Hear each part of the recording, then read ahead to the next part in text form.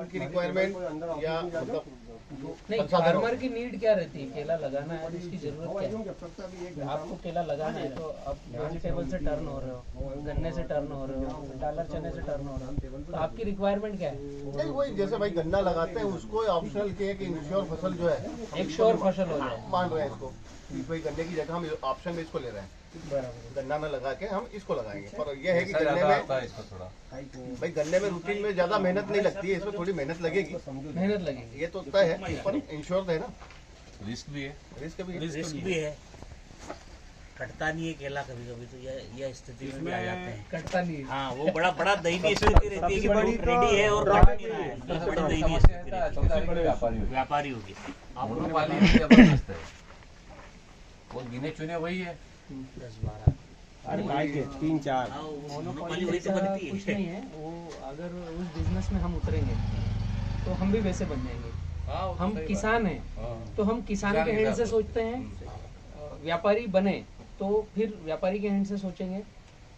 ये एक बहुत बड़ी मिस कम्युनिकेशन है, मिस ज्वाइनिंग है, जो किसान और व्यापारी कभी जुड़ ही नहीं पाएगा। जब रेट कम होगा हमें ऐसा लगेगा कि व्यापारी ने मुझे चबा दिया, तो कहीं ना कहीं आगे से भी एक्सेस में गड़बड़ी आती है। अपन जैसे अभी पिछला लॉकडाउन गया, लॉकडाउन में दिल्ली वालों को इन्होंने 5 रुपए में दिया, यस, अपने से 2 रुपए में मंगा। अरे बहुत भाई- सी जगह तो 2 रुपए भी नहीं दिए। भाई आपका जो है, आपका तो गाड़ी के पीछे कमीशन है ही है, यस, यस, तो कम से कम जो दिल्ली वाला आपको रेट दे रहा है वो किसान को रेट इन्होंने देना चाहिए था ना। सबसे बड़ा हमको अखड़ा वही है। वो एकदम राइट अभी बात है, उसके अभी लिए देखो, अभी तो जो वर्तमान भाव चल रहा हम खुशी से कटवा रहे हैं कि नहीं, चलो यार ठीक है, 10 आगे के ऊपर है, मतलब ठीक है। नहीं अभी 5-6 में भी मतलब जड़ी हमने कटवाई, जैसे ऊपर ठंडी थी और इस समय में 1-2-4 गाड़ियां कि भाई उस समय के रेट 5 रुपए थे, तो चलो ठीक है भाई, अब ऊपर ठंडी है, कोहरा गिर रहा है, नहीं मार गिर रहा है, तो हम उस चीज को समझते हैं। पर जब यहाँ दिल्ली में 5 रुपए में चल रहा है केला और आप हमसे 2 रुपए में मांगो, वो गड़बड़ है। वो गड़बड़ है। तो ये इसको पाटना है अपने को, इसी तो के उसके लिए लिए कुछ अपन काम को- हो चुके हैं। हाँ हमने इंडिया की कोशिश कर रहे हैं कि सबसे बड़ी फार्म प्रोड्यूस कंपनी बनेगी, बी किसान फार्म प्रोड्यूस कंपनी बना ली है। तो हमारी जो बैठक है इसमें मैं सारी चीज़ें बतला रहा हूँ आपको कि आप भी उसमें शामिल हो जाइए। फार्म प्रोड्यूस कंपनी का हमने 3 मोटो रखा है। एक तो रखा है कि जितनी खाली ज़मीनें हैं उनको पेड़ पौधों से भरना है। जैसे हमने शुरुआत करी बड़वानी में, जो खाली पहाड़ है 100 एकड़ का हमने डेवलप किया है, पैसा कुछ लगा है, अभी हमसे ही हमने लगाया है। तो सबसे पहला काम है खाली जगह को भरना और कार्बन क्रेडिट पर काम करना, जो किसी भी किसान को ग्राउंड तक पता नहीं है कि कार्बन क्रेडिट होता क्या है, वो हर किसान तक पहुंचाना। दूसरा, फार्म प्रोड्यूस कंपनी का मेन उद्देश्य होता है एग्री इनपुट पर काम करना, कि उस कंपनी से जितने किसान जुड़े हैं उनको जो भी एग्रीकल्चर के सामान लग रहे हैं सीधे कंपनी से किसान के पास आए, बीच में कोई मिडिल चेन न रहे। जैसे यहाँ पर आपने वेजिटेबल इतना कर रखा है तो खाद, बीज, दवाई तीनों चीजों में पैसे लमसम लगते हैं, तो सारा का सारा कंपनी से किसान के पास आए, इसको बोलते हैं एग्री इनपुट। और दूसरा मेन काम है एग्री आउटपुट। एग्री आउटपुट मतलब जो एग्रीकल्चर से प्रोड्यूस हो रहा है उसको सही रेट में बेचना, कोई मिडिल चेन न रहे। तो मैंने नर्मदा बेल्ट की पहली शुरुआत करी है केले को लेकर के, बाकी और साइज अपना बढ़ेगा तो धीमे धीमे हर एक फसलें आएंगी और सभी चीज़ों को कनेक्ट करेंगे। लेकिन केले में अभी हमने शुरुआत करी है, इंडिया के 2nd लार्जेस्ट एक्सपोर्टर है धरती, वो भी किसानों की भावनाएं समझ रहे हैं सागर भैया। तो पहली बार ऐसा हो रहा है भारत के इतिहास में, उन्होंने मुझे छूट दी है कि बलराम आप फार्मर प्रोड्यूस कंपनी के जरिए बढ़ रहे हो, तो शुरुआत में नर्मदा बेल्ट के ट्रैक को हम टच करते हैं। तो एक मिनिमम उन्होंने सपोर्ट प्राइस बोला है जो आज तक केले में कहीं पर किसी ने नहीं कहा है। बनकर तो 6 रुपए और 7 रुपए में द्वंद्व चल रहा है कि मिनिमम सपोर्ट प्राइस 6 रुपए रखें या 7 रुपए रखें। तो हमारी तरफ से तो हमने 7 रुपए का बोला है कि भैया केला किसान यहाँ पर करेगा। अभी 2-3 चीजें होती है केले में कि हमने एक्स कंपनी का पौधा लगाया, हमें वाई गाइडलाइन दे रहा है, और हमारे गांव के आसपास जो किसान हैं उनकी खुद की गाइडलाइन, वो XYZ, ये तीनों को जब मिश्रण करते हैं तो पता चलता है कि 6 से 7 रुपए केजी का तो खर्चा जो गया केले में। ये एक फैक्ट आता है कि 6 से 7 का खर्चा हो गया। दूसरा ड्रॉबैक आता है कि हम केले को उस तरीके से उसका रूट डेवलपमेंट और तने का विकास नहीं कर पाते। तो हमारे यहाँ जो अप्रैल मई की गर्मी रहती है तो उसकी गिरपड़ बढ़ती है, तो वो 20 से 25% हिस्सा हमारा जाता है। ये एक मोटा ड्रॉबैक है। तीसरा, आंधी तूफान इतना नहीं है हमारे यहाँ जो डर लगाए, लेकिन कभी कभी क्षेत्र वाइज आ जाता है, तो हम रटून मैनेजमेंट और थर्ड क्रॉप मैनेजमेंट को अगर पहले दिन से फोकस करके चले तो एक क्रॉप अगर गिरा भी तो हम सेकंड में सस्टेनेबल होकर के वहां से पैसा कमा लें। ये 3 बातें मेन है। और इसी के साथ साथ हम XYZ की सुन करके कि X से हमने पौधा लिया, Y हमारे पड़ोस में है, Z गांव वाले हैं, तो इनका सुन करके जो 6 रुपए केजी तक प्रोडक्शन कास्ट का खर्चा जा रहा है, उसको एक्सपोर्ट प्रैक्टिस करना है तो 2.5 से 3 रुपए पर कैसे लेके आए। इसी के लिए मैंने अभी 17 से 25 जो मीटिंगें लगाई, सागर भैया की पूरी प्रैक्टिस ली। और सागर भैया को भी इसीलिए पकड़ा है कि वो केले में टॉप एंड है। उनके आगे मुझे तो नहीं कोई दिखा कि केले में किसी के पास गाइडलाइन है। हो सकता होंगे और होंगे, लेकिन मेरे संपर्क में नहीं आए। तो सागर भैया के साथ हमने ज्वाइंट वेंचर की एक लाइन बनाई है जो फार्मर 100% फॉलो करने को तैयार है। पहली बात, अभी आप लोगों ने अगर पौधे बुक कर दिए हैं तो जिस कंपनी का पौधा बुक है उसके साथ चलेंगे। नहीं किए हो तो आपसे रिक्वेस्ट है, केवल रेवा आपको लेना है, क्योंकि मैं आपके साथ अगर इतना डीपली जा रहा हूं तो आपको मेरे साथ आना पड़ेगा। उसमें कोई इफ बट नहीं चलेगा। तो आपको रेवा का प्लांट लेना है, 7x5 पर डबल ड्रिप से लगाना है, और टोटल धरती के साथ हम पहले दिन से बायबैक एग्रीमेंट के थ्रू आगे बढ़ सकते हैं। 6 या 7 रुपए की जो बात है, 1 रुपया जो बीच में एरर है, उसको हम मिल करके साइज देंगे तो भैया को मना लेंगे, वो कोई मैटर की बात नहीं है उतनी बड़ी।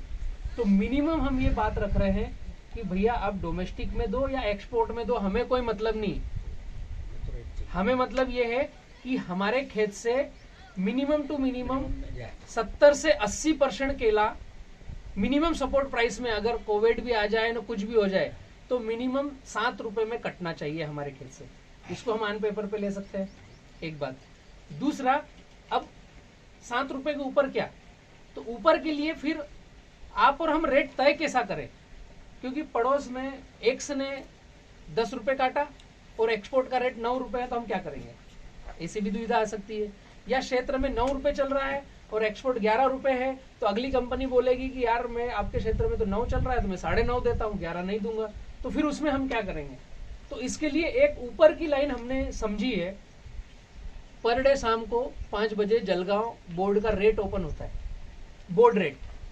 वो न तो किसी किसान का है न किसी व्यापारी का है, वो रेट रहता है यूनिवर्सल। इंडिया में केला किस रेट में कटना चाहिए उसके इर्द गिर्द। जैसे मैं अगर कल की बात बतलाऊं तो कल का जो रेट आया था जलगांव का रेट था 1110 रुपए और 8 रुपए का फर्का। मतलब 1 किलो, मैं पूरा समझाता हूँ, 1 किलो केला आपके खेत से कटा तो 1110 उसका रेट हो गया, 11 रुपए 10 पैसे। 8 का फर्का, मतलब वहां पर महाराष्ट्र में ऐसा रिवाज है कि 10 किलो है बंच का साइज तो 1110, 11 रुपए 10 पैसे। 11 किलो है तो 8 रुपया बढ़ जाएगा तो 11 रुपए 18 पैसे हो जाएगा, मतलब 1118 हो जाएगा 10 पैसे। 12 केजी का वजन है तो फिर 8 प्लस हो जाएगा तो 1108 और 8 16, तो ये 26 हो जाएगा। ये 16 किलो तक बढ़ेगा, 6 बार बढ़ेगा मैक्सिमम। 8 8 6 बार बढ़ेगा तो 8 गुणित 6 तो आपका 48 रुपए तक मैक्सिमम बढ़ेगा। फिर 16 किलो के ऊपर कितना ही बंचो हो तो मैक्सिमम हो गया आपका 48, तो 48 प्लस 1110 है आपका हो गया 1158। ये मैक्सिमम प्राइस हो गया बोर्ड रेट का, मतलब 1200 रुपए के आसपास, लगभग 1200 के आसपास। मतलब प्रति कुंटल। अपने यहाँ एमपी में हम जो काम कर रहे हैं तो 10 रुपए 10 केजी किसी का वेट आता नहीं, और 10 केजी वेट आए तो केला करना नहीं। मतलब अपनी जो लाट है वो हम जो रास केले का वजन, मतलब तो हम तो सब 16 के ऊपर ही है। 16 से ऊपर ही है वो है? अपन ये मान लेंगे जो आपने बॉर्डर लाइन बताया लास्ट वाला, ये बॉर्डर लाइन, ये रहेगा उसका। ये आज का रेट रहेगा लगभग 11 रुपए 58 पैसे। अगर आज हमारे खेत से माल कटता तो ये रेट रहेगा। हम उसी को फॉलो करेंगे क्या, जलगांव वाले को? हम जलगांव वाले को फॉलो करेंगे। हम पेपर पे आएंगे तो ऑन पेपर पे हम राइटिंग में लेंगे कि जलगांव बोर्ड रेट जो ओपन होगा, ऊपर का रेट ये और नीचे का मिनिमम रेट 7 रुपए से नीचे आया, 4 रुपए भी आया तो 7 में हम काटेंगे। इसमें एक लाइन और मैं लिखवाऊंगा जो मैंने सोच बनाई है कि भैया 1158 रुपए का रेट बना, ठीक है, ये धरती हमें दे रहा है, लेकिन मेरे पड़ोस में 13 रुपए में कट रहा है, हाँ। तो हम क्या करेंगे? तो इसके लिए मैं स्वतंत्रता रखूंगा किसान के लिए, जहां तक मैंने समझा है कि भैया 13 रुपए में आप दे सकते हैं। मतलब आप स्वतंत्र हो, मतलब किसान स्वतंत्र है, किसान स्वतंत्र है, वो 13 में किसान देना चाहे स्वतंत्र दे है। सकता है। नहीं, हम किसी और को किसी और को भी दे सकते हो। इसमें ऐसा अगर हम फाउंडेशन नहीं है। बंधी हुई सिचुएशन पे जाएंगे तो कहीं किसान का दिल दुखेगा, कहीं व्यापारी का दिल दुखेगा। सही है। मतलब उसको 2 पैसा ज्यादा मिल रहा ज्यादा मिल रहा है तो है वो मिले, वो किसान को ज्यादा पैसा मिल रहा है, 1 रुपए से ऊपर तो वो स्वतंत्र है, लेकिन 1 रुपए के अंदर मिल रहा है तो फिर आपको धरतीज को देना है, क्योंकि साल भर वो आपके साथ चले हैं, आपको गाइड कर रहे हैं और आगे जीवन भर चलने के लिए तैयार है। ऐसा मुझे कोई व्यापारी आज तक मिला नहीं जिसने सपोर्ट प्राइस पर बात करी हो। हाँ, नहीं की। 1 रुपए से अंदर आपके पड़ोस में 13 में कट रहा है और आपका 12 में धरती की मजबूरी है, लेना पड़ रहा है, तो आपको धरती को देना चाहिए। और 13 से ऊपर 13.5, 13.25, 14 है तो आप स्वतंत्र हो, आप किसी को भी दे सकते हो, उसमें हम आपका सपोर्ट करेंगे, भैया जल्दी दो। किसान के पास 2 पैसे आने को चाहिए। लगभग ये सारी बातें हमारी रेट तो वैसे तय होते होंगे ना, वो जो रेट बोर्ड रेट से तय वही होते तय हैं, होते होंगे। वहीं से तय होते हैं। लगभग कोई ज्यादा वेरिएशन अपन नहीं कोई आता। व्यापारी और कहाँ से ज्यादा तो खरीदे? किसी को नहीं मिल रहा, नहीं ये किसी तो को बहुत अर्जेंट rarely होता है। कि नहीं लेना ही मिलेगा, हाँ। तो ठीक है। वो एक आध बार वाला गाड़ी वो मामला एक है। आध बार हो सकता है, रूटीन पे तो नहीं। इसमें एक चीज ये रहेगी, टैगलाइन रहेगी कि बहुत सारे किसान मैं काफी समय से रन हो रहा हूँ, तो मैंने फिर सोचा है कि अब पहले निमाड़ को डेवलप करते हैं। बाहर में घूम लिया हूँ बहुत ज्यादा, लेकिन जो मिनिमम सपोर्ट प्राइस है पहले अपने मध्य प्रदेश के लिए मैंने बात रखी है। तो इसमें धरती एक्सपोर्ट से एग्रोनॉमिस्ट रहेंगे, उनकी जो पोलन फैमिली है, महीने में 1 राउंड आएंगे आपके यहाँ, उनसे हमें चार्ट मिलेगा, हमें हमारा दिमाग लड़ाना नहीं है। पूरी गाइडलाइन हम ये चाहें तो पहले सागर भैया का एक फ्रेमवर्क ले लें कि भैया जो आपने हमें 365 दिन का चार्ट दिया, इसका खर्चा कितना है। ऐसा कहीं भी नहीं है कि हम आज 5 रुपए किलो तक का प्रोडक्शन कास्ट ले रहे हैं तो वहां से चार्ट आएगा, उसमें 6 रुपए हो जाएगा। मैंने ही बीच में बात करी थी कि भैया हम एक्सपोर्ट को प्रैक्टिस कर रहे हैं, लेकिन एक्सपोर्ट में सबसे बड़ी ड्रॉबैक क्या है? Bird injection. बहुत अच्छी बात है, लेकिन हर किसान फॉलो ही नहीं कर सकता। आपके यहाँ 6000 पौधे लगे हैं तो हर रोज उठ करके उनको चोंच को देखो और पिन करो, तो वो 2-3 रुपए पौधे का खर्चा बर्ड इंजेक्शन का बीआई का हो जाता है। तो उसके लिए सोल्यूशन निकाला है। अभी यूरोपियन कंट्री में इंडिया से एक्सपोर्ट होता नहीं, डोमेस्टिक में एक्सपोर्ट होता है। तो डोमेस्टिक वालों के लिए बिना बीआई का भी चलेगा, लेकिन उनके नॉर्म्स हैं कि जैसा केला ऊपर गया तो यहाँ पर इंजेक्शन लगेगा और दवाई लिक्विड आएगी। उसकी बजाय वो जब टर्न होता है, अभी नीचे आया नहीं, टर्न होता है, उसी जगह पहला छिलका खिलना चालू हुआ, पहला छिलका हटना चालू हुआ और केला दिखना चालू हुआ, उस समय स्प्रे देना है।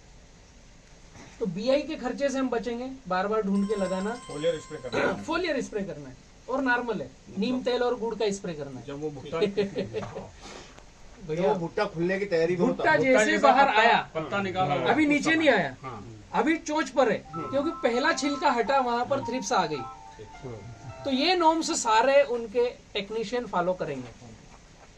आपके यहाँ शादी है, आपको कहीं फंक्शन में जाना है, 4 दिन घर पे तीरथ चले गए, ताला लगा है और वो बर्ड बाहर आ रहा है और उसमें थ्रिप्स आ गई है, उसको एक्सपोर्ट में नहीं ले जाएंगे। ये हमारे एंड से हमें समझना है। हमारे यहाँ फंक्शन आ गया, शादी आ गई, गणगौर नवरात्रि आ गई, 9-9 दिन की जो फंक्शन रहते हैं, और उस प्रोग्राम में जो बंच निकल के आए और उनमें थ्रिप्स लगी, तो वो आदमी एक्सपोर्ट कैसे करेगा? तो ये हम किसानों को समझने वाली बात है कि हमें टाइम टेबल की ड्यूटी रखना है। मतलब उस प्लॉट के लिए एक पर्टिकुलर लड़का अलग करना है। हम इंडिया में कहीं भी घूमे कि भैया बर्ड आ रहा है, उस समय ध्यान रखो। सबसे बड़ी बात है फ्रूट केयर। हमने क्षमता के हिसाब से भोजन कम ज्यादा डल गया, किसी के यहाँ 40 इंच का तना है, किसी के यहाँ 32 इंच का तना है, तो वजन में फर्क आएगा कि यहाँ 30 किलो आ रहा है, वहां 25 किलो आ रहा है, वो चलेगा, उसमें दिक्कत नहीं। लेकिन जब फ्लावरिंग आई, उस समय फ्रूट केयर पर 100% ध्यान देना है। वो उनके टेक्नीशियन जो रहेंगे वो आपको नॉर्म्स देंगे, वो आकर विजिट भी करेंगे, और उसमें हमें किसानों को भी ये चाहिए कि भैया आपने एग्रीमेंट किया है तो मेरा दागी गंदा केला भी आपको ले जाना है। इसकी जगह पर हमें व्यापारी की सीट पे बैठकर देखना पड़ेगा कि अगर दागी केला है, हमने पंजे कम नहीं किए हैं, हमने उसको टैगिंग नहीं किया है, तो फिर उसको हम देने के जिम्मेदार नहीं है। इसमें लोकल वाले भी नहीं ले जाते ना भाई, थ्रिप्स के जो वो तो जनरल है, अभी लोकल वाले भी ले नहीं जा रहे वो भी नहीं हैं, ले जाते। उनके सारे नॉर्म्स रहेंगे। इसके साथ मैं क्या कर रहा हूँ, एक तो हम एग्रीमेंट करेंगे धरती से, दूसरा हम कोशिश कर रहे हैं, जो वैद भाई है उनके 4 चेंबर हो गए हैं, तो डोमेस्टिक को भी कनेक्ट करने की कोशिश कर रहे हैं कि एक जो प्लॉट है उसमें 80% तक तो आराम से सुपर कटता है। अगर मेरी सुन ली तो 100% कटेगा। मैं तो ये बोलता हूँ कि आप पंजे, सागर भाई ने 3 कम करने का बोला तो आप 4 कम करो, 100% बंच कटेगा। क्योंकि जब हैंड ज़्यादा आते हैं, तने की मोटाई से ज़्यादा, या ठंडी है या बहुत गर्मी है, तो उस समय हमें हैंड कितने रखना है पंजे, वो मायने रखेगा, तो उसकी लेंथ बढ़ेगी। जो उनकी टीम बोले कि यार ये 12 पंजे हैं, इसमें से 3 कम करना, तो मैं तो किसानों को बोलूँगा 4 कम कर दो, तो 20% भी बचना नहीं है। लेकिन कोई नए किसान आएंगे हमारे बीच में, एरर बनेगा, तो उनका 20-25% माल बचेगा, जिनको पंजे कम करने में दुख हुआ होगा। वो मुझे पता है ना, ग्राउंड पे ऐसा होगा। तो उनके लिए हम डोमेस्टिक की लाइन को भी पैरेलल में रखेंगे, ताकि हम डोमेस्टिक में भी बोर्ड रेट पर कैसा माल बेचें। बोर्ड रेट से नीचे तो मैं जाने नहीं दूंगा। कोशिश मेरी ये रहेगी कि हम जिधर भी माल देंगे बोर्ड रेट पर ही देंगे, उससे नीचे हम नहीं देंगे। तो बोर्ड रेट अभी जो कोविड भी चला तो 7 रुपए के नीचे नहीं आया था, यहाँ से 2 में कटा। 2 में कटा। तो सबसे बड़ी वो हकीकत है। भैया को मैंने बुलाया इसलिए, वो हकीकत यार है। अपन खुद जो है कुछ काम चालू करें ना बहन भाई। नहीं, अपन एफपीसी के जरिए अभी करना ही है, भैया, अपने को मैं- डोमेस्टिक में भी देना है और एक्सपोर्ट में भी देना अभी है। अपन जिस जगह पर बैठे हैं, हम्म, अब हमारे यहाँ केवल 3 व्यापारी ऐसे हैं जो इस क्षेत्र में आते हैं, गुड्डू, महेश और ना रमेश भाई। ठीक है, नाम से कोई मतलब नहीं, ये 3 आते ही है ना। हम्म। और जैसे उधर गौरव भाई जाट से भी मेरी बात होती रहती है, इनसे भी होती रहती है। वहाँ के व्यापारी यहाँ नहीं आते। मैंने अभी दूर गिरता है। रटून के लिए लगाया दूर था, गिरता है। रटून के लिए लगाया था, तो गौरव भाई का खुद का कहना है, यार भैया अपन बोलेंगे भी साले जाएंगे नहीं। नहीं, इसीलिए मैंने क्या किया है, व्यापारी बड़वानी में भी है, बड़वानी पर में है, वो वहाँ से 7-8 यहाँ नहीं व्यापारी आते। है। इस एरिया में काटने अभी तक नहीं आए। भैया ने ही अपना, उस साल अपन ने भैया काटा था, राजेंद्र भाई ने फिर शुरुआत इसमें उधर के लगाया व्यापारी था। मैंने ही भेजे थे, मैं खुद ही आया था भैया काटने खुद के ही आए लिए। थे जब अपने यहाँ काटा था। और उसके बाद फिर ये वाले प्लाट में राजेंद्र भाई यादव को जो है अपन ने बुलाया था। बस ये 2, एक भैया और एक वो राजेंद्र भाई, इसके सिवा यहाँ कोई नहीं आया। नहीं, ये जगन में कैसा है, हमें एक यूनिट बन के करना पड़ेगा।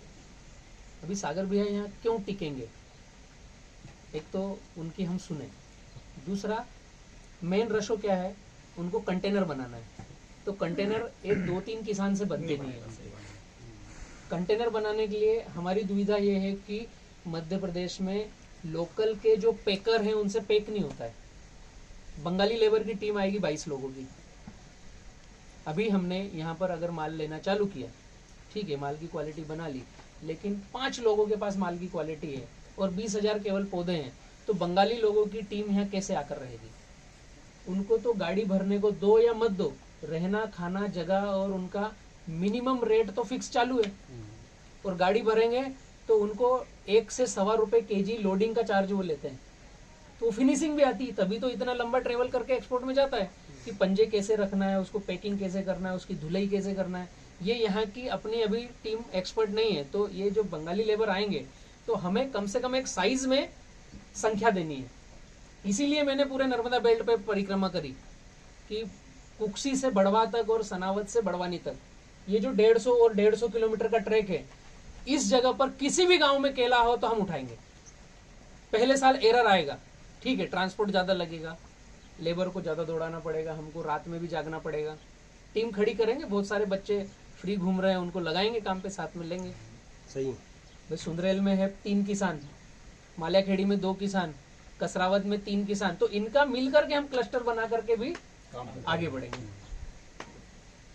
तो एक साइज बनेगा तो हम उनको संख्या दे पाएंगे कि भैया मेरे पास 300 एकड़ हो रहा है, तो अब आपके कम से कम 400 कंटेनर यहाँ से बनेंगे।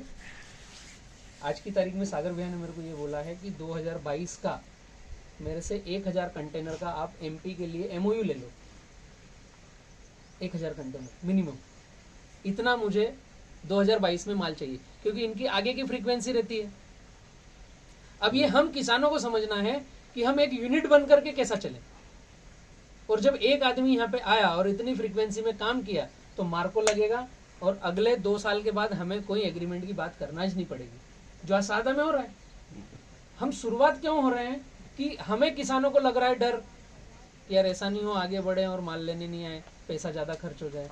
और इनके साथ क्या है कि बलराम है तो मुझे श्योरिटी है कि ग्राउंड पे काम सही होगा, क्योंकि हर व्यापारी नहीं एग्रीमेंट करता। उनको डर है कि हमने एग्रीमेंट किया और इधर से क्वालिटी नहीं आई, गंदा केला आया तो उसको फिर साथ में कैसा खरीदेंगे, बेचेंगे क्या, खरीद भी लेंगे तो 2 में भी खरीदा तो किसको बेचेंगे, वो समस्या है। तो विन विन सिचुएशन ये है कि भरोसे के साथ हम एक अच्छा निमाड़ को डेवलप करने में आगे बढ़ सकते हैं। अब इसमें आप लोगों के और कोई क्वेश्चन हो जो आगे भेजना हो भैया के पास तो उन पर हम बात करते हैं। मुझे लगता है लगभग सारी बातें मैंने अपने ये जो फाइनलाइज की है। पोलन एग्रो के जो प्रोडक्ट है इनकी कॉस्ट अब मार्केट में रेट निकालो, उससे 50% मिलेगी। अच्छा ये जो अपन पूरा प्रोडक्ट जो आपका जो क्या क्या आता है चलो ये के पास, क्या क्या है? इनका ग्रोथ रेगुलेटर है, ग्रोथ प्रमोटर है और माइक्रो न्यूट्रिएंट्स है। इसके अलावा फालतू भीड़ रखी नहीं उन्होंने। ये भी इसलिए रखा है कि इनको जब एक्सपोर्ट में वहां पर पास करवाना पड़ता है कंटेनर, तो लैब टेस्टिंग होती है, उनकी चिलिंग की टेस्टिंग होती है, उनको काटने के बाद पानी कितना टपक रहा है, पोटास का कंटेंट कितना है, बहुत सारी ऐसी चीज है कि आपको कुछ लिख कर दिया, एक्स लेकर आओ, किसी कंपनी का आप लेकर के आए, पता चला उसमें कुछ तो ये है, बाकी दूसरा बहुत कुछ है, वो बहुत कुछ गड़बड़ करता है। सरल भाषा में मैं कहूं कि सिंगल जेब्रेलिक एसिड आपने केले पर छीटा 200 लीटर में 2 ग्राम डाल करके, अभी ये केले का बंच, अपन हर बंच के पास हर लड़के के साथ घूम नहीं सकते। उसने स्प्रे किया तो वन साइड ही होगा, इधर घूमेगा ये जरूरी नहीं है। मैं पूरे खेत में उसको 5000 बंच को स्प्रे करना है तो 5000 में 50 तो छूट सकते हैं ना पीछे की साइड से। अब ये पीछे की साइड जो छूट गया और जो बीआई जो हमने वो उसको दिया जेब्रेलिक एसिड, उसने इसकी मांसपेशी का खिंचाव कर दिया, पीछे के केले रह गए। अब ये चेम्बर में जाकर पकेगा तो आगे पीछे पकेगा। ये सबसे बड़ा ड्रॉबैक है, सबसे बड़ा। इन्होंने शुरुआत में एक्सपोर्ट चालू किया था जनरल तरीके से, जो मार्केट के प्रोडक्ट है उनको टचअप करके 7 करोड़ रुपए लॉस में है, 7 करोड़ रुपए। और शाहदा के लोगों को 1 साल बाद पैसा दिया, फिर भी शाहदा वाले आज इसीलिए कनेक्ट हैं कि दूसरा व्यापारी होता तो गायब हो जाता। इन्होंने सबको चेक दिए, बॉन्ड भर के दिए, वहां तो कंटेनर फेंकना पड़े, उनके फोटो सेशन और सारी डिटेल भेजी शाहदा कि भैया ये नुकसान हुआ है, लेकिन हमने तो आपसे सौदा करके लिया है तो आपका पैसा देना खरा है। तो 1 साल बाद की चेक उनको दिए। फिर बाद में इन्होंने डिसीजन लिया कि अब जो हमें बीआई में प्रोडक्ट डलवाना है, स्प्रे में प्रोडक्ट डलवाना है, जो पोटास को अपटेक कराना है, ग्रोथ प्रमोटर और ग्रोथ रेगुलेटर और माइक्रो न्यूट्रिएंट्स, इन 3 चीजों में खेल होता है।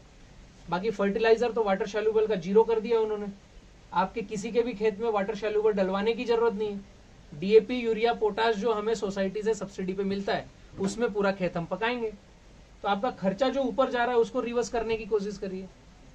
कॉन्सेप्ट कहां पर है कि 0-0-50 लेना है, 12-61-0 लेना है, 13-0-45 लेना है। तो ये सब 0 लगा करके खर्चे हैं।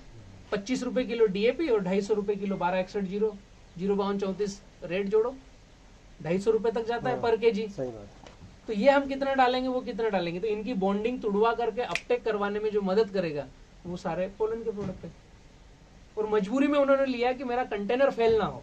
अल्टीमेट बात कहां जाके अटकती है कि हम बात कर रहे हैं इंडिया के डेवलपमेंट के लिए, हमारे घर गांव के डेवलपमेंट के लिए, और यहां से सुंदरेल से 4 कंटेनर गए, उसमें से 2 फेल हो गए, तो अगली बार एग्रीमेंट करने के बावजूद नहीं आएगा, आप क्या कर लोगे? विकल्प है कुछ? ये जस्ट एग्रीमेंट की चर्चा मैं इसलिए कर रहा हूं कि एक विन विन सिचुएशन बने, हम सीधे रास्ते पे जाएं। लेकिन हम अगर व्यापारी हैं और हमारे 2 कंटेनर फेल हो गए सुंदरेल के कितना अच्छा भी एग्रीमेंट हो भैया, 12 लाख का कंटेनर पड़ता है वहां पहुंचते तक। एक कंटेनर 20 टन का आएगा। आपसे उदाहरण के लिए 10 से 12 रुपए का रेट किया, 10 रुपए का रेट किया तो 2 लाख का माल हुआ। उसमें पैकिंग, लोडिंग, रेफ्रिजरेटर का भाड़ा, कंटेनर की ट्रेवलिंग, एक्साइज ड्यूटी, यहां से फिर बॉम्बे पोर्ट से अगले वहां के जाने का ट्रेवलिंग चार्जेस, वहां पर जब एंड पॉइंट पर डिस्पैच होता है तो एक 20 टन का कंटेनर 10 से 12 लाख का मायने रखता है पैसे का, इतना उस पर खर्च हो चुका है। हमें लगता है कि मुझे 2 लाख रुपए दिए तो ये एक भी कंटेनर फेल ना हो, ये मैंने कमिटमेंट किया है कि मेरे बड़वानी को, निमाड़ को डेवलप करना है। सागर भी आपसे हमें 1 साल का सपोर्ट चाहिए, आप आओ। हम जो बोल रहे हैं, हम सिलेक्टेड किसान रहेंगे और हम वही करने वाले हैं। और आप हमें पहले ही बतला दो कि 1 एकड़ में खर्चा कितना आएगा, हम उतना बजट अलग करते हैं, फिर धीरे धीरे आगे बढ़ते हैं। सीधा कॉन्सेप्ट, हमारा दिमागी नहीं लड़ाएंगे ना, माल सारा आपको उठाना है, वो आप डोमेस्टिक में दो या एक्सपोर्ट में दो, हमें कोई मतलब नहीं है। उसके बावजूद मैं डोमेस्टिक की लाइन जोड़ रहा हूँ। जरूरी भी है, हो सकता प्लान है बी पर काम कर रहे हैं अपन, नहीं फिर हो भी। सकता है किसी से मैनेज हो नहीं हो तो अपन को डोमेस्टिक लाइन भी रखना साथ में पड़ेगी, लेके क्योंकि चलने भाई की कोशिश करेंगे। उसको भी साथ में लेके चलना है ना अपने को। सर डीएपी यूरिया पोटास ये ड्रिप से आएगा क्या? पूरा ड्रिप से, ड्रिप डीएपी भी आएगा? डीएपी को घुलनशील बना दिया है उन्होंने। अच्छा, ये अखिलेश भाई वाला जो प्लाट है, धीरू भाई वाला, ये रोड पे, इसमें एक भी वाटर सोल्यूबल नहीं गया है, केवल मैग्नीशियम और कैल्शियम नाइट्रेट, इसके अलावा कोई वाटर सोल्यूबल नहीं गया है। सल्फ्यूरिक ट्रीटमेंट गए हैं, फॉस्फोरिक ट्रीटमेंट गए हैं, तो गलत नहीं है, लेकिन उसके नॉर्म्स हमारे पास नहीं है कि कितना और कौन सी सिचुएशन पे यूज करना। दूसरा वो महंगे हैं, दोनों चीजें हैं। तो हमें कास्ट कटिंग भी करना है। आपने शायद मीटिंग अटेंड करी होगी तो बताया था कि वाटर सोल्यूबल प्लांट लेता ही लेता है, ठीक है। अब हमने ऐसी अवस्था है जहां फास्फोरस अपटेक नहीं करना चाहिए, ऐसी अवस्था है जहां पोटेशियम अपटेक नहीं करना चाहिए, और वहां हम 0.34 दे रहे हैं। वहां पर जिंक उठाना चाहिए, कैल्शियम मैग्नीशियम उठाना चाहिए प्लांट ने, तो हमने दिया 0.34 कि नहीं, पौधे को तो ये माल भरेगा। तो उस समय अपटेक वही हुआ, बाकी का एक्सेस पड़ा हुआ रहा। तो वो केला जब पकेगा ना, वहां पर उसकी कलर क्वालिटी में चेंजेस आएगा। केला जब लंबी ट्रेवलिंग करेगा 12 दिन 15 दिन, उसमें उसका जो पंजे की झड़ है, उसमें गलन है, उसमें फर्क आएगा। और हार्ड फर्टिलाइजर ये बॉन्डिंग है, ये स्लो स्लो लगते हैं और इनको वहां की माइक्रोबेस कॉलोनी डेवलपमेंट लगवाती है। ये बहुत बड़ा फर्क है। जो टमाटर है या खीरा है, इनमें जो वायरस आ रहा है, उसके भी मेन कारण है आपका हाइब्रिड और water soluble. Already research paper है भैया के पास, वो तो खुद ही साइंटिस्ट है, आईसीआर में एक्रीडेशन बोर्ड में सदस्य हैं, जहाँ हाँ सागर कोपड़ेकर, जो पूरे भारत में 39 देशों की एक कमेटी है जो रिसर्च डेवलप करती है एग्रीकल्चर में। तो भारत को लीड ये कर रहे हैं, 39 देशों की कमेटी में से एक ये है सदस्य होकर। ये कुछ भी नए रिसर्च डेवलप करते हैं, उनमें से जो अच्छा निकल के आता है वो फिर सभी कृषि विज्ञान केंद्रों को भेजते हैं कि आपके किसानों को ये सिखाओ। तो उस बॉडी से आते हैं ये तो वो तो कोई सोचना ही नहीं हमें कि किस टाइप की गाइडलाइन है और कैसे आगे बढ़ेंगे। अच्छा, इसमें लैंड का कुछ पर्टिकुलर वो है कि इस तरीके का लैंड होना चाहिए लगाने वाले के लिए? हाँ, जो बारिश आने पर एकदम चिप चिप चिप हो जाएगी, चिबानी खारची जमीन, खर्चा ये वो नहीं चाहिए। बाकी कैसी भी होगी वो चलेगी। 6 से 7.5 pH, 5 से 8 तक होता है। इसके अंदर की जो भी जमीन है सब चलेगी। इसके ऊपर है तो फिर उसमें शोध करेंगे कि जिप्सम कितना जाएगा, सल्फ्यूरिक ट्रीटमेंट कैसे जाएगा। 7.5 और 5.5 के ऊपर तो जनरल नॉर्म्स में चलेंगे, क्योंकि हम जाएंगे ड्रिप से। फ्लड इरिगेशन से जाएं तो काली जमीन पानी अलग पकड़ेगी, पीली जमीन अलग पानी पकड़ेगी, तो उसके थोड़े नॉर्म्स चेंज हो सकते हैं। लेकिन हम जब एक्सपोर्ट प्रैक्टिस करें, भले ही दे डोमेस्टिक में, तो हम जाएंगे ड्रिप से ही। ऑलरेडी बी किसान के पास मदर डेयरी, रिलायंस, महिंद्रा के वेंडर कोड हैं, और वेद 4 चेंबर डाल चुके हैं मेरे पार्टनर जो है गोहाना, सफेदो, चंडीगढ़ में। उनको खुद को पर डे अभी 3 गाड़ी की रिक्वायरमेंट है माल की, अलग अलग जगह से ले रहे हैं। तो ये डोमेस्टिक की भी पाइपलाइन है, लेकिन आप मदर डेयरी में माल दोगे तो उनकी भी क्या रिक्वायरमेंट होगी। जो गल्फ कंट्री में एक्सपोर्ट हो रहा है वही का वही सेम उनको मदर डेयरी को लगता है, सेम रिलायंस को लगता है। तो हमें मॉडल बनाना है एक्सपोर्ट का। जो मेरी सोच है कि भैया हमें सपोर्ट कर रहे हैं कि मिनिमम प्राइस दे करके हमें बूस्टर दे रहे हैं कि आप रुको मत चलो। तो उस व्यवस्था में हमें उस समय अगर मदर डेयरी 13 रुपए दे रही है और एक्सपोर्ट का 11 मिल रहा है तो मदर डेयरी में भेज देंगे, और ये लाइन हम रखने वाले हैं, उसमें कोई दिक्कत नहीं है। उसमें तो ये खुद ही हमें सपोर्ट करेंगे, वो खुद अपनी एफपीसी में है। फार्मर प्रोड्यूस कंपनी में सागर भैया खुद है, और आप सब खुद उस कंपनी में आओ ताकि आपके खेत का केला आपकी ही कंपनी बेचे। तो जो ट्रेडिंग का भी हमें मिलेगा वो हमारे सब में ही बटेगा, वो कहाँ जाने वाला है? ये चौतरफा एक विन विन सिचुएशन बन रही है। अभी तक जो माल कटता है